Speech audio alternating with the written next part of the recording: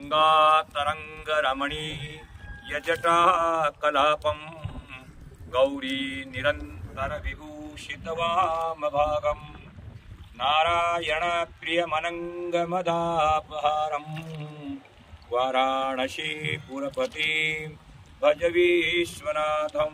भगवान विश्वनाथ के चरणारविंदों में प्रणाम करता हुआ आज आप सभी जो सनातनी प्रेमी हैं और सनातन धर्म में आस्था रखते हैं, ऐसे लोगों को इस पावन पवित्र दिन पर, जो आज पवित्रा एकादशी और पुत्रदा एकादशी के नाम से भी इसको जानते हैं, वो एकादशी भी है। और इस एकादशी के पावन पर्व पर जो भगवती गंगा है उसमें स्नान करके ये जो गोघाट है वहाँ पे आज आप लोगों को लेकर आया हूँ। आज मैं आपको पवित्रा एवं जो पुत्रदा एकादशी है उसके बारे में बता रहा हूँ।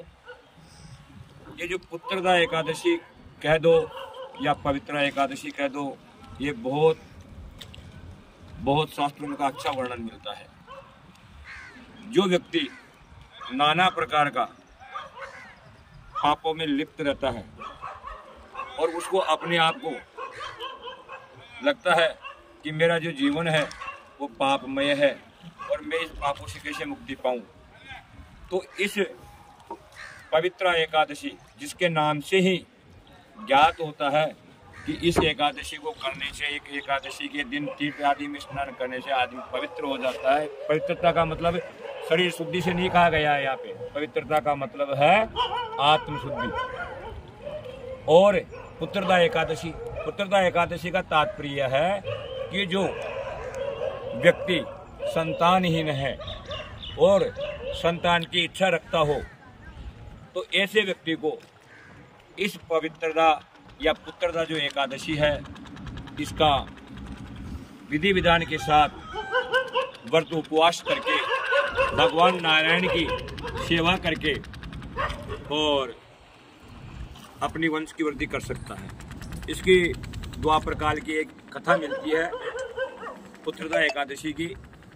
महाराज युधिष्ठिर जो है वो एक बार भगवान मधुसूदन से कहते हैं कि हे केशव, हे माधव, आप जगत का कल्याण के लिए हमेशा तत्पर रहते हो और भक्तों के लिए तो आप जन्म भी अजन्मा होकर के भी जन्म धारण कर लेते हो।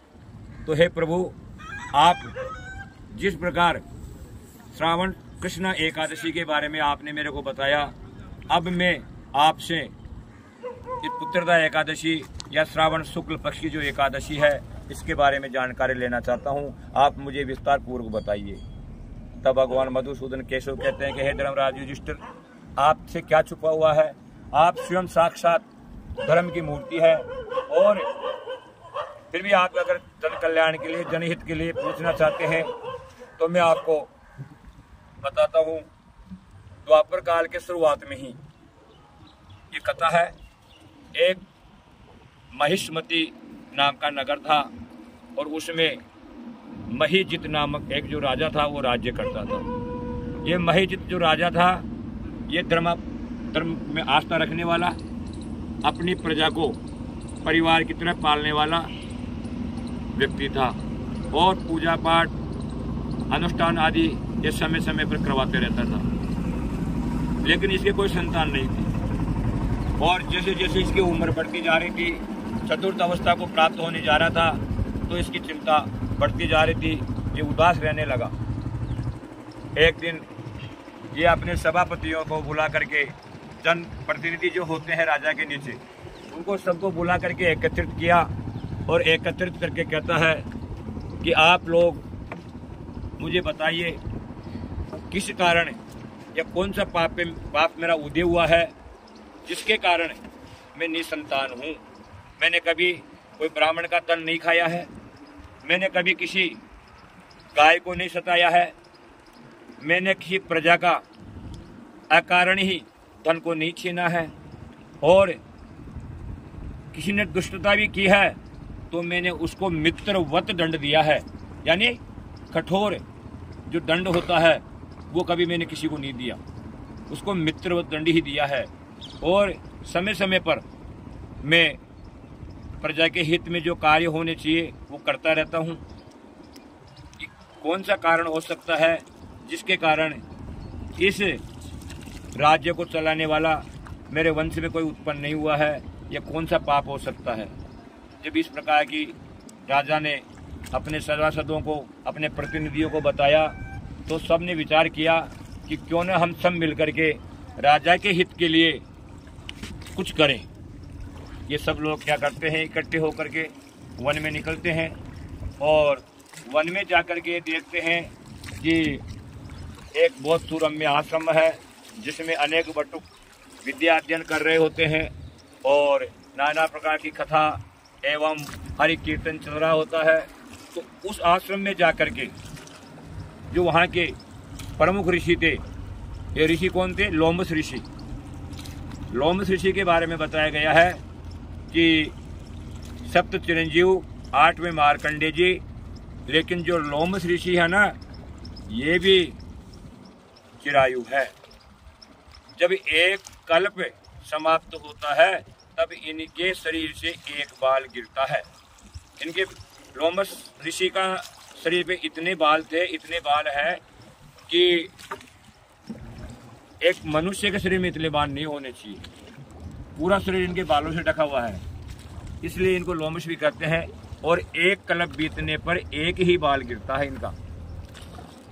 तो ऐसे ऋषि से जाकर के जो सभी प्रतिनिधि थे वो जाकर के प्रार्थना करते हैं कि भगवान आप हमारे राजा के दुख को दूर करने का कोई उपाय बताइए।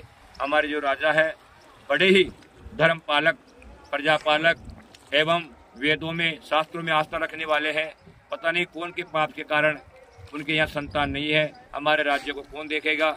इस प्रकार नाना प्रकार की जब प्रार्थना करते हैं तो लोमस ऋषि कहते हैं कि आप सभी प्रतिनिधियों को डरने की जरूरत नहीं है, आपका कार्य शीघ्र ही भगवत कृपा से संपन्न होगा।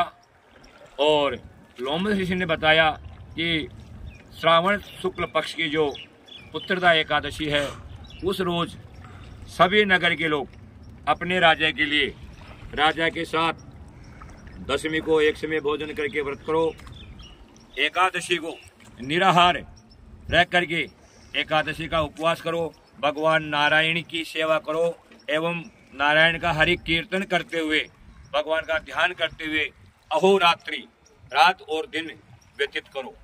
और द्वादशी के रोज प्रातः स्नान आदि से निवृत्त होकर के भगवान नारायण की पुनः सेवा करके, भगवान के भोग आदि लगा करके, ब्राह्मणों को जिमा करके, नाना प्रकार का दान दक्षिणा दे करके अगर आप पारणा खोलेंगे या पारायण करेंगे तो आपके राजा के यहाँ जल्दी ही संतान हो जाएगी। इस प्रकार कहने पर सभी जो प्रतिनिधि थे बड़े खुश हुए और आकर के अपने नगर में बड़े पहले ही तैयारियां करने लगे। और जो ही श्रावण पक्ष की ये एकादशी आई, इस उत्सव को उन्होंने बड़े उत्साह के साथ मनाया। सभी नगरवासियों ने व्रत उपवास किया और सभी नगरवासियों के द्वारा किए हुए व्रत के प्रभाव से जो राजा की रानी थी वो गर्भवती हुई और 9वें महीने में जाकर के उसके बहुत प्रतापी एवं सुशील जैसा राजा था वैसा ही पुत्र प्राप्त हुआ। अतः मैं आज इस गंगा के तट के माध्यम से आप लोगों से पुनः प्रार्थना करूंगा कि पुत्रदा एकादशी का पुत्र कामना के लिए ही व्रत नहीं किया जाता है, इसे पवित्र एकादशी भी कहा गया है। तो मानसिक शुद्धि, शारीरिक शुद्धि एवं आत्म शुद्धि के लिए भी इस व्रत को किया जाता है। आप लोग इस व्रत को करके अपना कल्याण तो करेंगे ही, साथ में अपने परिवार के लोगों का भी कल्याण करेंगे। जय राधे, जय विश्वनाथ, जय बाबा दयाल।